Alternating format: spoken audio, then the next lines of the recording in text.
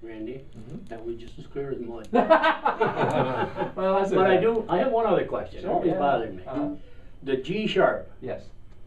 What about the G right below the A? Is that sharp also? Yes. It is.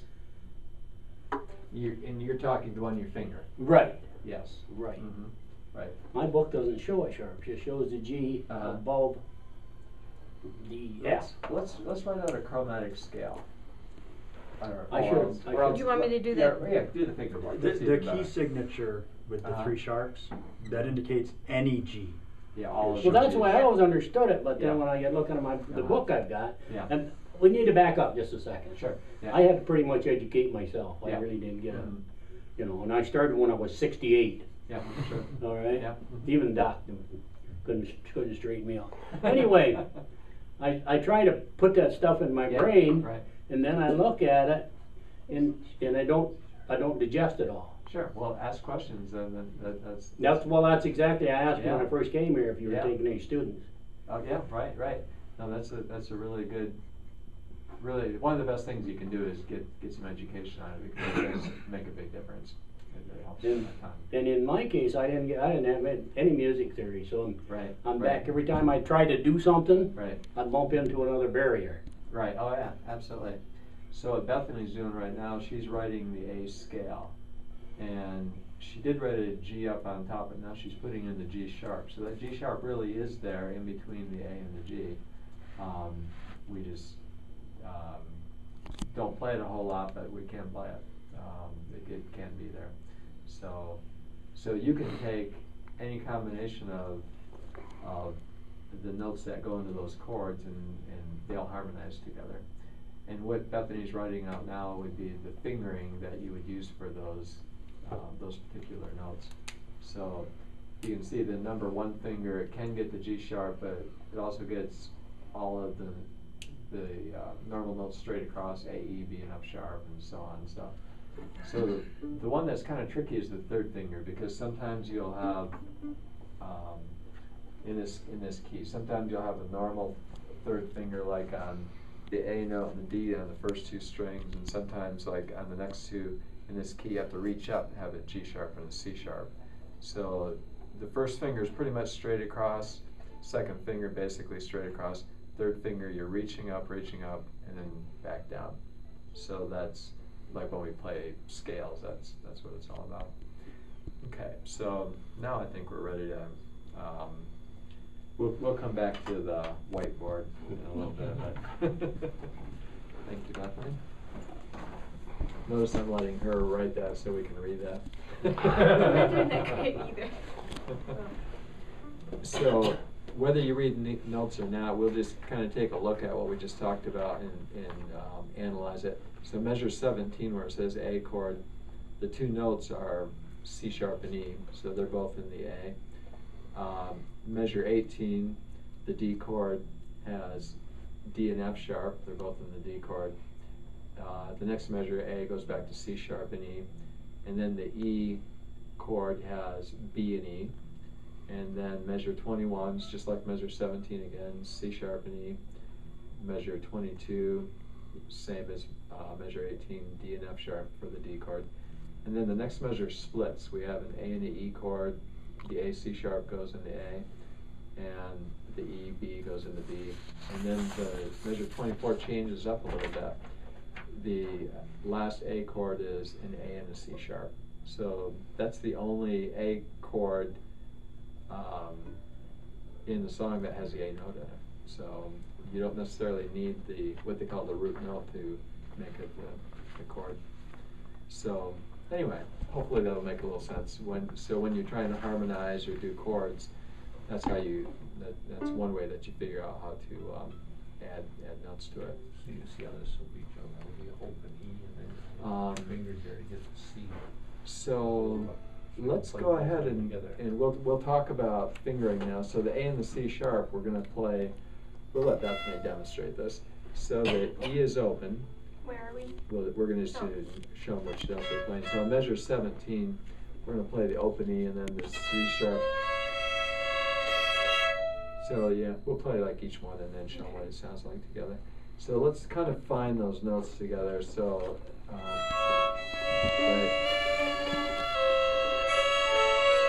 Good. Okay. And then let's find the next measure now. The D measure. Most of these are going to repeat. The first finger. Let's find the first finger on first string. That's F sharp. And then we'll keep that first finger and add the third finger on the second string. That's the D note. And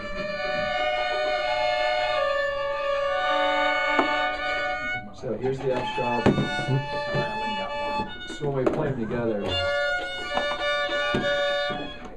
and so that's going to be when we play them together. All the A chords are the same to the last one, and then when we get to E, it's E and B. So we know E is open, B is first finger. Okay. So, and then we're just gonna, when we end, we'll just end with, actually that should be open A and B, but C sharp. Okay, so let's go ahead and we'll play, starting with measure 17. 1, 2, 3, 4.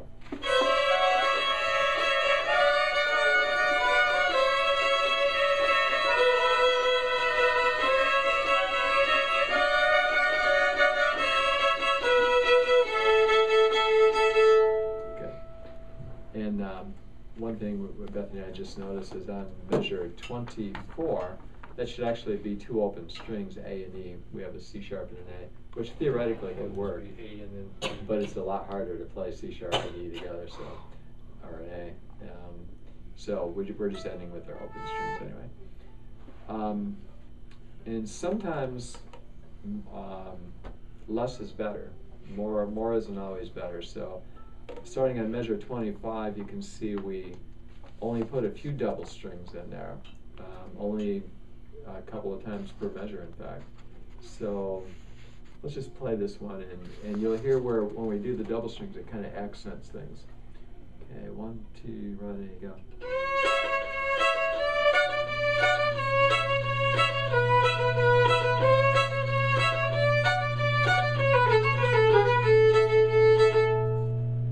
And so that's a good way sometimes just to put a little flair in your music. You don't have to always play double strings all the way through. Sometimes you can just insert them here and there.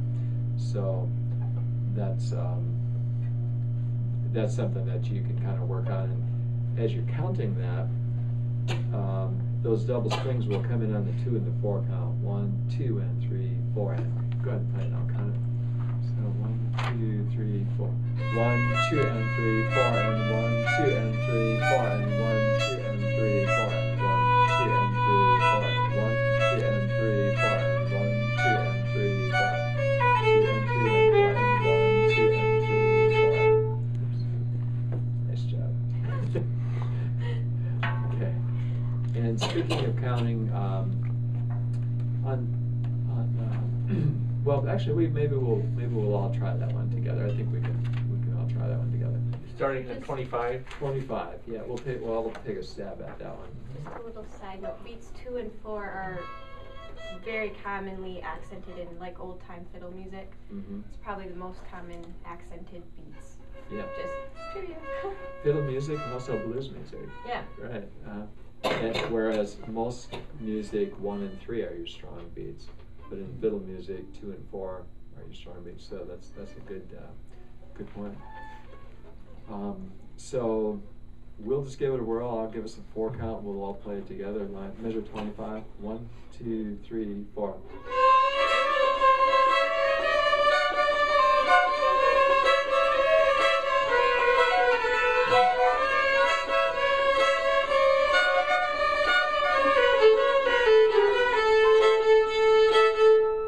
We threw a little flair in there at the end, but that's a typical fiddle ending where,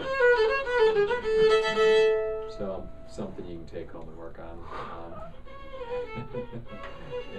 But it's a great little universal lick. You can call it a click almost because it fits in lots of songs. So yeah, at the ending. Measure on the next page, measure 33. We started a new version. the first measure, nothing much changes. It's exactly like measure 17. But where things get a little different would be on measure 34. We add in what we call syncopation. We do some offbeat rhythms. And so you can see it starts with the eighth note, then a quarter, then an eighth, then a quarter, then two more eighths. The way we'd count that would be, I'll have Bethany play it, and I'll count that measure for us. We'll do it about the speed. 1, 2, 3, 4. 1 and 2 and 3, 4 and. You want me to start at the beginning or just play? Yeah, go ahead and start at the beginning. I'll count Okay. it from the beginning. That's good. We'll do those two measures to start with. Okay. 2, 3, 4. 1, 2 and 3, 4 and 1 and 2 and 3, 4 and good. Now let's just concentrate on that second measure and let's play it together a couple of times. We'll just keep playing that second measure together. So we're playing the D measure. 1, 2, 3, 4. 1 and 2 and 3, 4 and we'll do it again. 3, 4. Now we'll all just try it together for that second measure. So we're doing the D chords, so our first and third fingers, and our bowing's down, up, down, up, down, up, and counted 1 and 2 and 3, 4 and. Okay, I'll give us a 4 count. 1, 2, 3, 4. That's good. Okay, one more time. 1, 2, 3, 4. Awesome. That sounded really good. Okay, every other measure is going to be that rhythm, and then that makes our new variation. So I think we just go for it. Okay. So Don't hold back. Let her rip. Yeah, we won't hold back. So measure 33. 1, 2, 3, 4. 1 and 2 and 3, 4 and.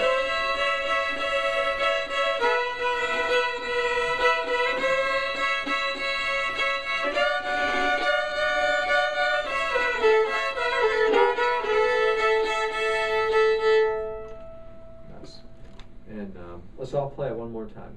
We'll just do it one more time before we Starting at 33. Starting at 33. Okay. 1, 2, 3, 4.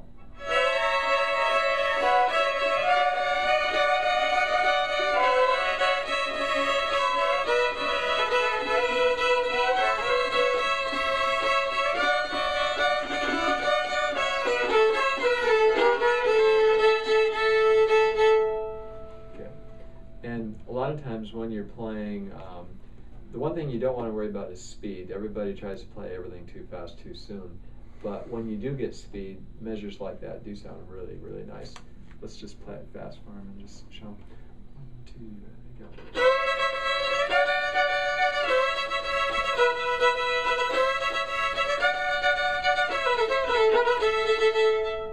And we probably shouldn't have even showed you that because it tempts you to play it fast, but you have to get it slow good to be able to play it fast good. So that's, but you can hear it. It definitely makes a difference when you get some speed on it. They sound nice.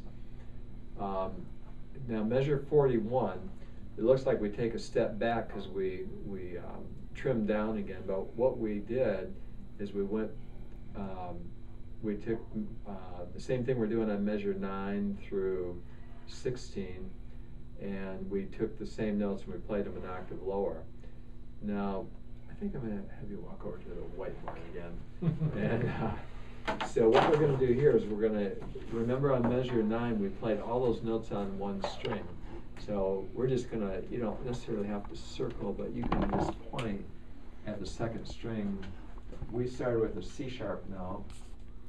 So that C sharp would be, and we'll do just the high one first, the second string. You can just point at the C sharp. You can point at what I'm playing, yeah. Oh. So here's C sharp, yeah. D. Back to C sharp, B, C sharp, D, C sharp, B, and